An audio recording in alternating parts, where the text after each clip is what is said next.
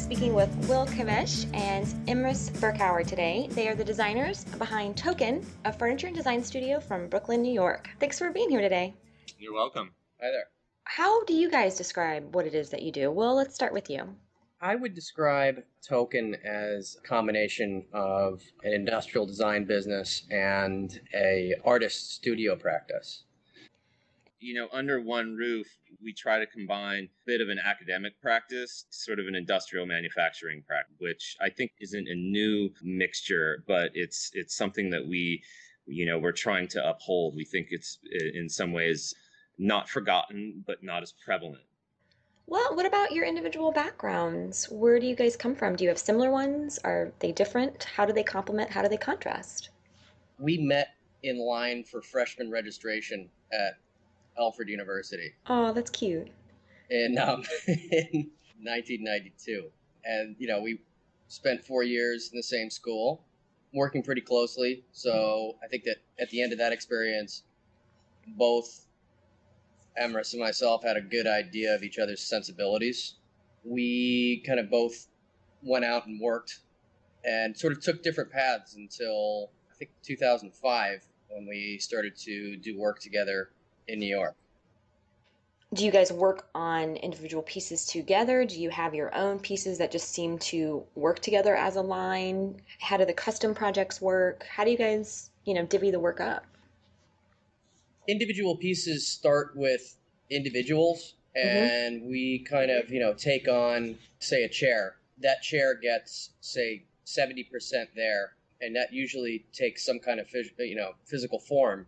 And then we go through pretty rigorous design selection process where we slug it out until we have something that really represents what Token is, right? Yeah. So it sort of embodies our kind of goals that involve its formal characteristics. It's sort of, say, use of materials is very important to us, right? So the use of materials needs to sort of communicate a sort of honesty about what the thing is, Yeah, what it does and how it's built as well, and how those materials interact with each other, and that sort of visual coherence that the structure, the design, and the engineering sort of all have, and how they play together.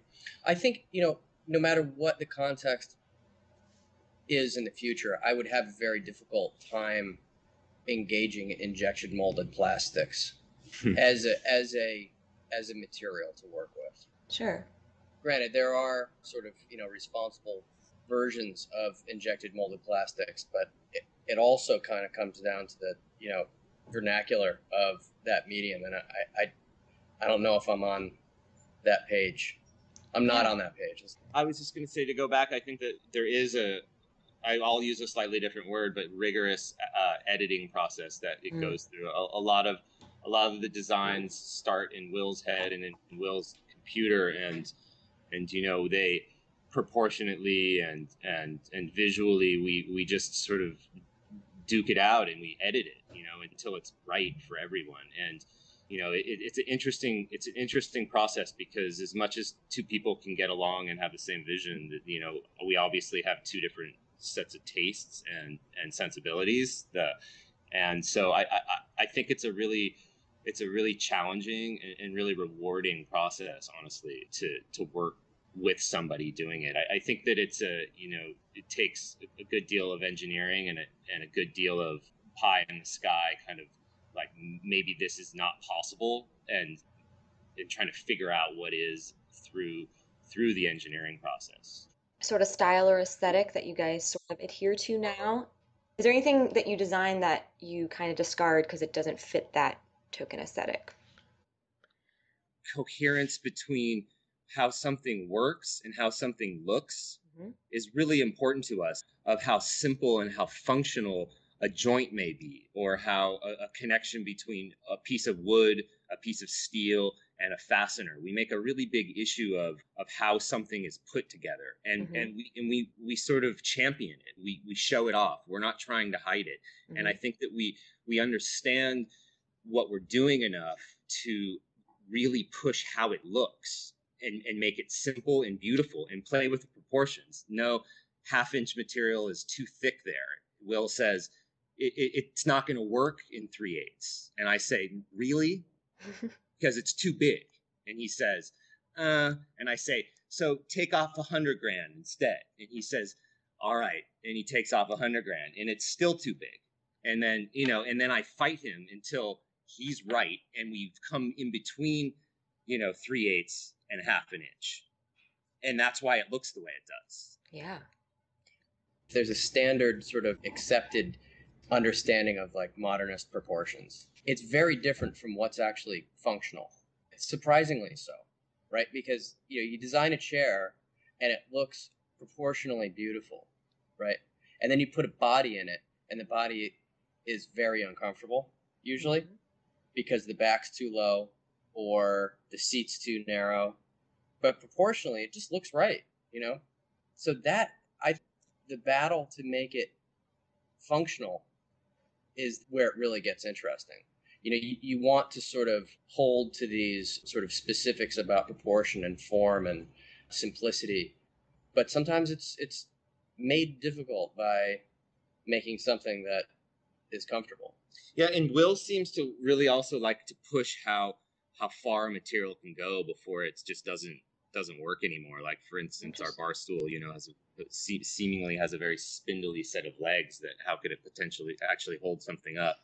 We worked really hard on trying to figure out how small the dimension of material could be to achieve that. In some of our copy, we sort of talk about the structural mystery that happens with what we're trying to convey to people.